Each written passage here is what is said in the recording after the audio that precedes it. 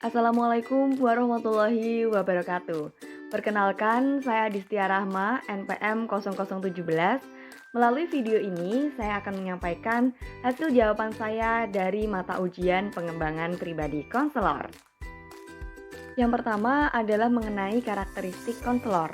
Terdapat 3 karakteristik konselor. Yang pertama adalah cognitive complexity. Cognitive complexity ini merupakan kemampuan mental untuk membedakan kepribadian yang halus dengan perbedaan perilaku di antara manusia. Cognitive complexity ini menjadi lebih penting karena dapat memandu bagaimana kita dapat memahami orang lain. Nah, setiap individu memiliki perbedaan kompleksitas yang digunakannya untuk memahami orang lain. Yang kedua adalah mengenai psychological adjustment. Ini merupakan proses psikologis yang dilakukan oleh individu dalam mengatur atau mengatasi kebutuhan dan tantangan dalam kehidupannya sehari-hari. Penyesuaian diri berhubungan dengan bagaimana individu mengatur dan mengatasi berbagai kebutuhan dan tekanan.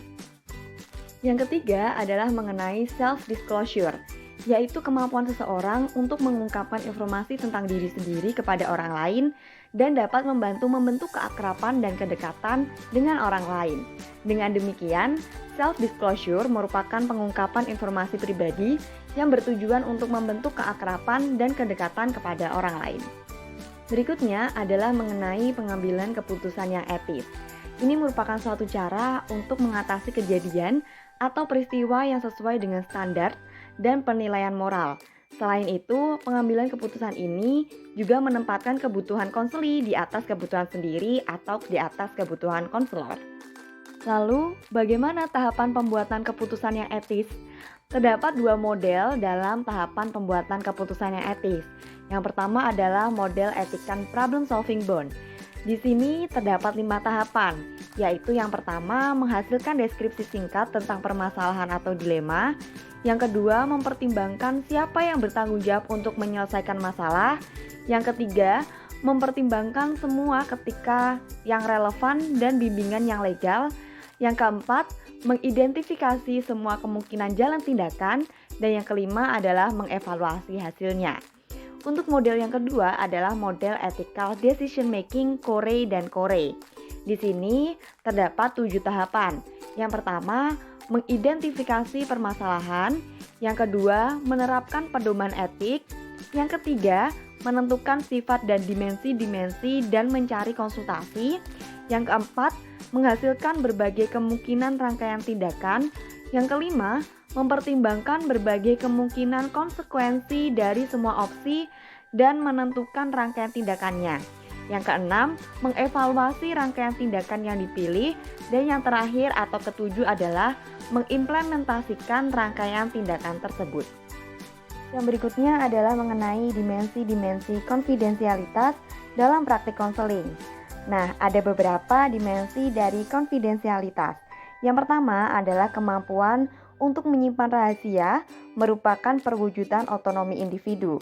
Jadi, seseorang yang harus dianggap mampu dalam menyimpan rahasia karena rahasia merupakan hal yang seharusnya orang lain tidak mengetahui kecuali orang-orang yang khusus dan dianggap perlu tahu.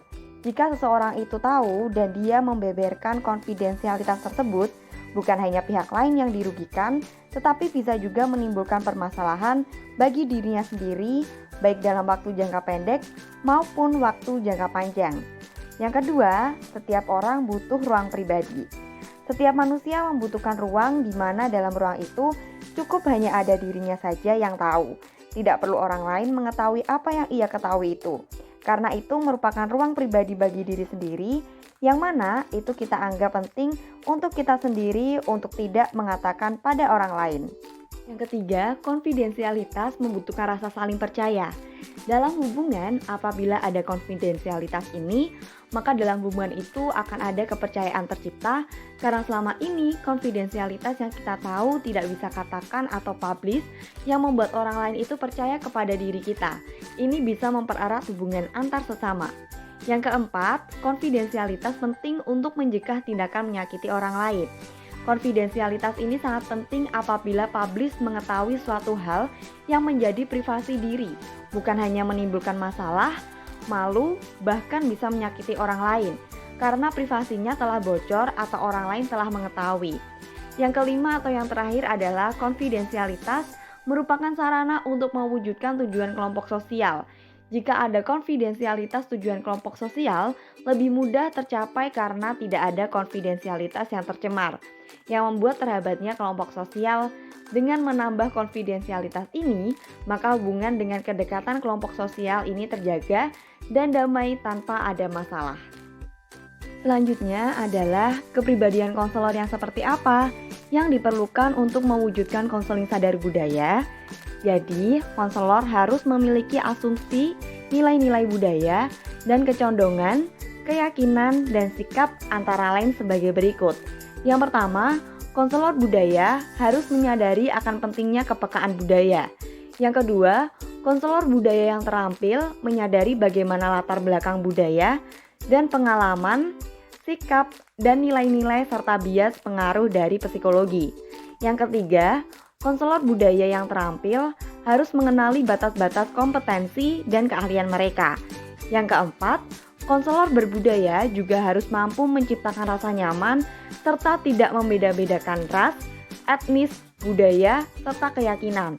Konselor haruslah memiliki keempat kriteria tersebut. Karena konselor yang bermartabat ialah konselor yang memiliki kultur respek yang baik serta mampu membuat nyaman konseli yang memiliki latar belakang budaya yang berbeda. Berikutnya adalah mengenai prasangka dan stereotip dalam konseling multibudaya.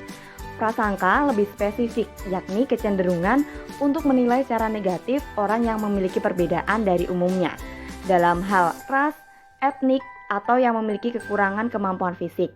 Stereotip adalah kombinasi dari ciri-ciri yang paling sering diterapkan oleh suatu kelompok terhadap kelompok lain atau oleh seseorang kepada orang lain.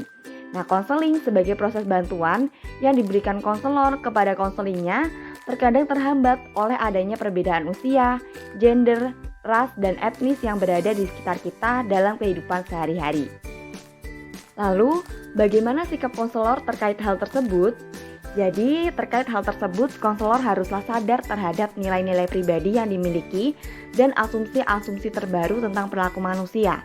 Konselor juga harus menyadari bahwa dia memiliki nilai-nilai sendiri yang dijunjung tinggi dan akan terus dipertahankan.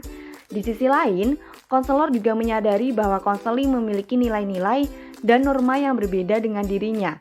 Oleh karena itu, konselor harus bisa menerima nilai-nilai yang berbeda itu sekaligus mempelajarinya. Itu tadi yang dapat saya sampaikan melalui video ini. Terima kasih atas perhatiannya dan mohon maaf atas segala kekurangannya. Wassalamualaikum warahmatullahi wabarakatuh.